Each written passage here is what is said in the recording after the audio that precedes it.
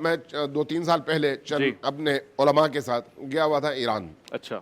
سارے علماء ہمارے اہل سنت کے تھے, دیوبندی بھی تھے, بریلوی بھی تھے, اہل حدیث بھی تھے. ایران گئے ہوئے تھے. جی ہاں, تو وہاں پر ہم مختلف مکاتب کے مراکز میں گئے تاکہ پتہ چلے کہ بھئی یہاں پر مختلف مکاتب آپس میں کس طرح سے رہتے ہیں. تو ہم ادھر مشہد کے اطراف میں اہل سنت کی بڑی بڑی آبادیاں ہیں اور بڑی مساجد, بڑے مدارس, بڑے اجتماعات وہاں پر ہوتے ہیں.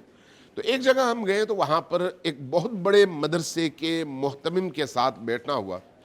تو انہوں نے ایک جملہ کہا ہمارے ان دوستوں سے, چونکہ سارے اہل سنت تھے میرے علاوہ, جی.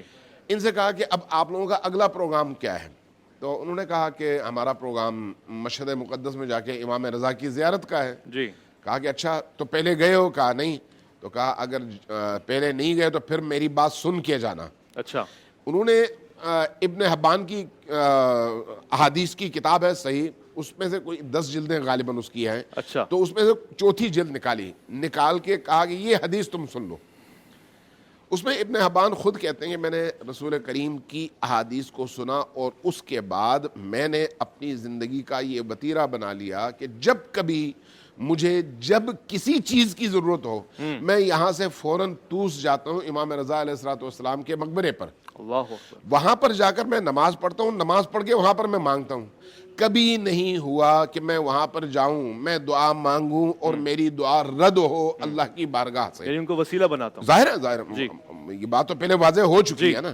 تو اس لیے کہنے کا مطلب یہ ہے. اچھا, انہوں نے پھر ہمارے ان دوستوں کو نصیحت کی کہ بھئی جب جاؤ تو پھر اس تصور کے ساتھ جانا کہ تم کہاں پر جا رہے ہو, کس ہستی کی بارگاہ میں جا رہے ہو اور کس ہستی کو اپنے اور اپنے رب کے درمیان واسطہ بنا کر جا رہے ہو. تو اس کے بعد ہمارے وہ دوست احباب جب گئے تو یقین جانے بعد میں مجھے خود بھی بتانے لگے, میں اس وقت ساتھ نہیں تھا. اچھا. مجھے بتانے لگے کہ 2 گھنٹے ہم امام رضا علیہ الصلوۃ والسلام کے پائنتی کی طرف بیٹھے رہے اور مسلسل روتے رہے.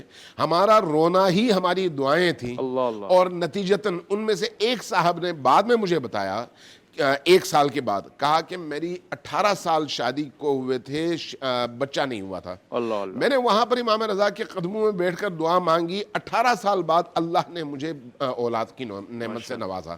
کہنے کا مطلب یہ ہے کہ پریکٹیکلی بھی اور فکری طور پر بھی اس چیز کو واضح کر دیں کہ آپ اس مردہ ہستی سے نہیں مانگ رہے, اللہ سے مانگ رہے ہیں. صحیح. اگر اس سے مانگ رہے ہیں تو اس کو اللہ کی طرف سے مالک سمجھ کر, اللہ کی طرف سے معزون سمجھ کر, اللہ کے دیے ہوئے میں سے اس کو صاحب اختیار سمجھ کر مانگ رہے ہیں. یعنی اصل میں آپ اللہ ہی سے مانگ رہے ہیں, اس شخص سے نہیں مانگ رہے ہیں. اس لیے جب اس تصور کے ساتھ ہو تو پھر اس شخص سے مانگنے میں بھی کوئی حرج نہیں ہے, ورنہ اللہ ہی سے مانگنا چاہیے اور اللہ ہی کو ہر چیز میں مؤثر سمجھنا چاہیے.